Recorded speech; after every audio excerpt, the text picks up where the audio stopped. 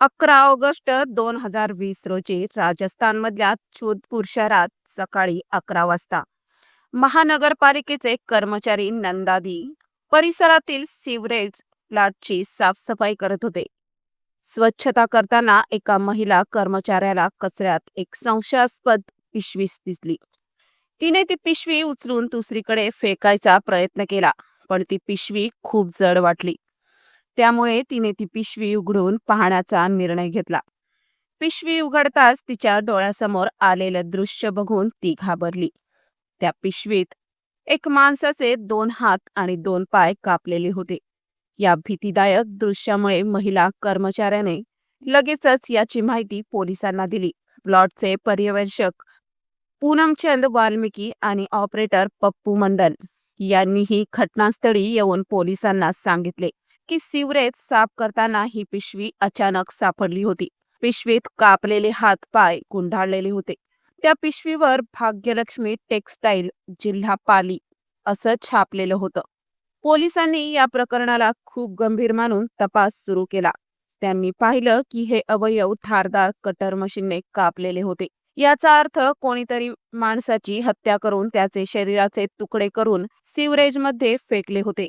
आता पोलिसांसमोर मोठा प्रश्न होता, या मृतदेहाचा डोका कुठे आहे आणि ही क्रूर हत्या कोणी केली? हे धड कुठे आहे आणि त्याचा कसं शोधायचं, हा मोठा प्रश्न पोलिसांसमोर होता. केवळ हातपाय पाहून मृत व्यक्तीची ओळख पटवणं कठीण होतं.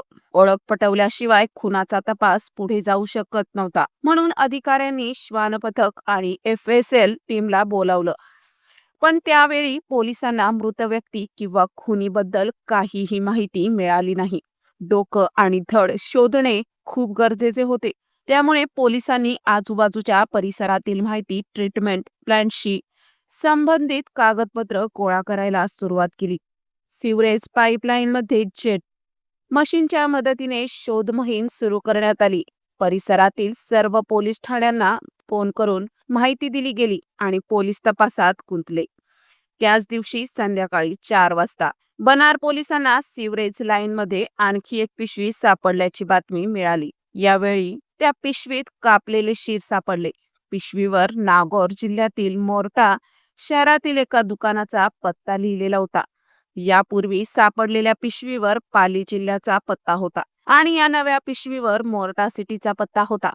पोलिसांनी कापलेले डोके शवागारात पाठवलं.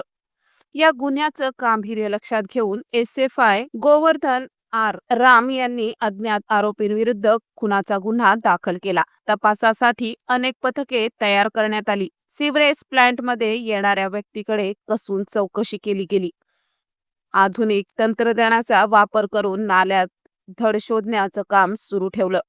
दुसरीकडे 11 ऑगस्टच्या रात्री जोधपूर पोलिसांना नागौर जिल्ह्यातून माहिती मिळाली की चरण सिंग उर्फ सुशील जाट 11 ऑगस्ट पासून बेपत्ता आहे. त्याच्या बेपत्ता होण्याची तक्रार मोर्टा सिटी पोलीस ठाण्यात दाखल झाली होती.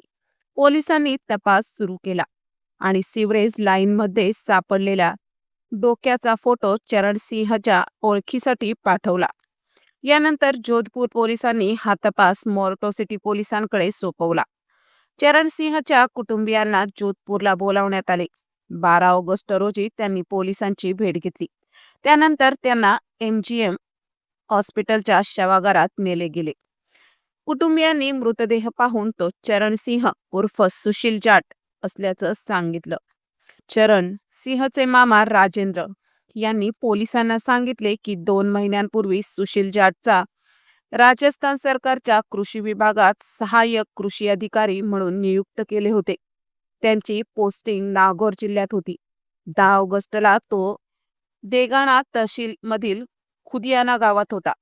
तपासादरम्यान पोलिसांना कळले की 2013 मध्ये सुशील जाटचं लग्न बोरुंडा येथील पोकरराम जाट यांची मुलगी सीमा हिच्याशी ठरलं होतं. मात्र लग्न झालं नव्हतं आणि घटनेच्या दिवशीही याबाबत चर्चा सुरू होती. पोलिसांनी हत्येचं कारण शोधण्यासाठी तपास सुरू ठेवला. दुसरीकडे सिवरेज प्लांटला जोडणाऱ्या नाल्या आणि पाईपलाईनमध्ये सुशीलचं थड शोधण्याचं काम सुरू होतं. तपासादरम्यान चरणसिंहची बाईक एका सार्वजनिक उद्यानाजवळ पडक्या अवस्थेत सापडली.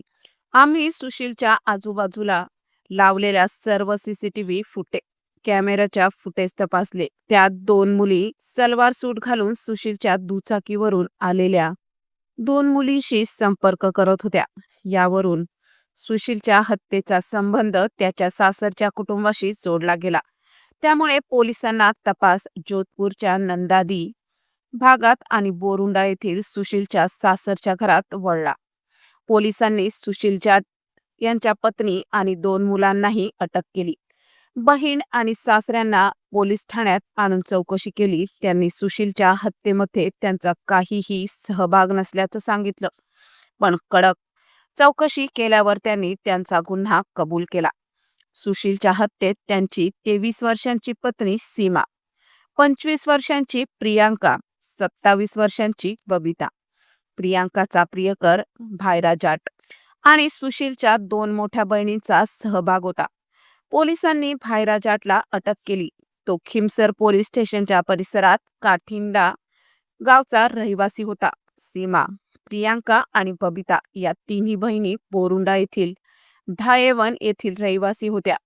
पण सीमा हिचं अद्याप लग्न झालं नव्हतं आणि त्या तिन्ही बहिणींचे लग्न झाले होते. सुशीलाला कधीच कल्पना नव्हती की त्यांची पत्नी आणि मेवण्या त्यांना इतक्या निर्दयीपणे मारतील.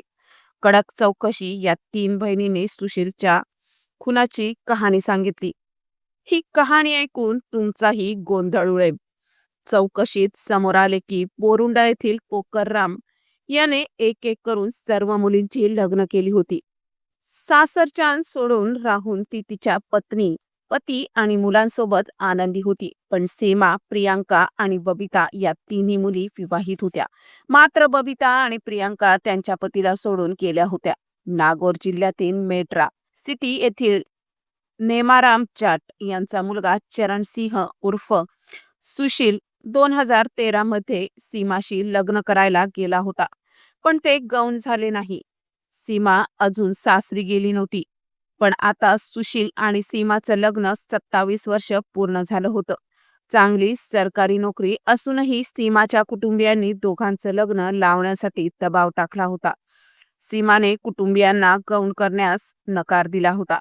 ती सांगत होती, जर तुम्ही माझ्यावर बलात्कार करण्याचा प्रयत्न केला तर त्यांचे परिणाम खूप वाईट होतील. तिच्या दोन्ही बहिणींनी तिला साथ दिली, कारण त्या तिन्ही बहिणी एकाच आवाजात बोलायच्या आणि त्यामुळे त्यांचे आई वडील हतबल होऊन गेले. सीमाच्या कुटुंबियांनी तिला नेहमी शिवीगाळ केली. सीमा 23 वर्षांची असताना सुशील तिच्याशी मोबाईलवर बोलायचा. सीमा हसायची आणि प्रेमाने बोलायची. पण जेव्हा सुशील तिला गौणाला जाऊन एकत्र राहायला सांगायचा तेव्हा ती नकार द्यायची. तिला राग यायचा आणि त्यामुळे 2013 मध्ये झालेले लग्न 2020 पर्यंत देखील प्रगती करायला लागले नव्हते. दोघेही शरीर संबंध ठेवत नव्हते. याच दरम्यान सीमाच्या पतीला सुशील सोबत शारीरिक संबंध ठेवण्याची आणि त्यांच्याशी पत्नी म्हणून वागण्याची भीती वाटत होती. प्रियांका आणि बबिता या दोघींनी सीमाला सांगितले की तू त्याला सांग, तुझ्या शांतीसाठी काहीही करायला नको. त्यानंतर बबिता आणि प्रियांकाने एकत्र येऊन सुशीलला दूर करण्याची योजना केली. खूप विचार करून त्यांनी एक मोठा प्लॅन तयार केला. त्यांच्या प्लॅनप्रमाणे सर्वप्रथम त्याने जोधपूरमध्ये त्यांच्या भाड्याच्या घरात एक मशीन बनवले. सीमाने तिच्या पत्नीला फोन करून 10 ऑगस्ट 2020 रोजी त्याला सांगितले की तू माझ्या मोठ्या बहिणीच्या घरात बनार भागात ये, तिथे आपण एकत्र वेळ घालू. सुशीलला ती म्हणाली की 10 ऑगस्टला मी तुझ्याकडे येईल आणि त्या दिवशी मी तुझ्यासोबत सर्व इच्छा पूर्ण करीन. 10 ऑगस्ट रोजी सुशील त्याच्या बाईकवरून बनारला पोहोचला. सीमा त्याला तिथून थांबूनच त्याला किस करायला लागली. मग ती सुशीलच्या तिच्या बहिणींच्या घरात घेऊन गेली. तिथे सीमा, प्रियांका आणि बबिता यांनी सुशीलला काही वेळ गप्पा मारायला लावल्या आणि एकत्र बसून दारू पिली. नंतर सुशीलच्या कोल्ड्रिंकमध्ये झोपेच्या गोळ्या मिसळल्या. कोल्ड्रिंक प्यायल्यानंतर काही वेळाने सुशील बेशुद्ध झाला. त्याला शुद्धीवर येऊन न देण्यासाठी त्यांनी त्याला भूल देण्याचे इंजेक्शन दिले. त्यानंतर 3 बहिणींनी सुशीलचा गळा दाबून त्याचा खून केला आणि त्याचे शरीर 6 तुकडे केले. त्यासाठी त्यांनी इलेक्ट्रिक ग्राइंडर कटर मशीन वापरले. त्याचे तुकडे 3 पिशव्यांमध्ये भरले आणि शरीर कापताना पसरलेले रक्त साफ केले. त्यानंतर त्या घरात स्वच्छता केली. प्रियांका आणि बबिता यांनी सुशीलची दुचाकी घेऊन आणि मेट्रो सिटीला पोहोचली. तिथे त्यांनी बाईक एका सार्वजनिक उद्यानाच्या बाहेर उभी केली. नंतर त्या दोघी बहिणी बस घेऊन जोधपूरला परत आल्या. त्यांच्याकडे एक स्कूटर होती आणि त्यावर सुशीलच्या शरीराचे तुकडे घेऊन त्यांनी विल्हेवाट लावणे हे खूप कठीण काम होते. म्हणून प्रियांकाने तिच्या प्रियकराला फोन करून सांगितले की तिच्या घरी काही महत्वाचे काम आहे आणि त्याला मदतीसाठी बोलावले. हे सांगताना खूप विचार करावा लागेल, पण एक महिला आणि तिच्या बहिणीच्या भयानक कृत्याबद्दल ही गोष्ट आहे. प्रियांका आणि बबिता या दोन्ही बहिणी आणि त्यांचा एक मित्र या सर्वांचा एक खूप कठीण निर्णय घेतला. त्यांना मदतीसाठी एक व्यक्ती हवी होती, ज्याला त्यांनी धमकावून तयार केले. त्याला सांगितले की जर त्यांना मदत केली नाही तर ते तिघी आत्महत्या करतील. त्यानंतर त्या सर्वांनी त्याच्या कारच्या मागील सीटवर काही बॅग ठेवल्या आणि 2 बहिणी समोर बसल्या. त्यानंतर त्या व्यक्तीला काही भागात मदत करून त्यांचे काम पूर्ण केले. त्यांनी एक बॅग जवळच्या नाल्यात टाकली, दुसरी नाल्यात फेकली आणि तिसरी एक वेगळ्या ठिकाणी टाकली. 10 ऑगस्ट रोजी स्वच्छतेच्या कर्मचाऱ्यांना एक पिशवी सापडली, ज्यामध्ये एक माणसाचा मृतदेह होता. त्यानंतर शहरात खळबळ उडाली. सीमा, प्रियांका आणि बबिता आणि त्या व्यक्तीला अटक करण्यात आली. हा व्हिडिओ बनवण्याचा उद्देश कोणालाही दुखावणे किंवा त्रास देणे नाही. मित्रांनो, तुम्हाला या संपूर्ण घटनेबद्दल काय वाटते? कृपया तुमची विचार कमेंट बॉक्समध्ये शेअर करा. आणि जर तुम्हाला आमचा व्हिडिओ आवडला असेल तर नक्कीच व्हिडिओला लाईक व चॅनलला सबस्क्राईब करायला विसरू नका. धन्यवाद.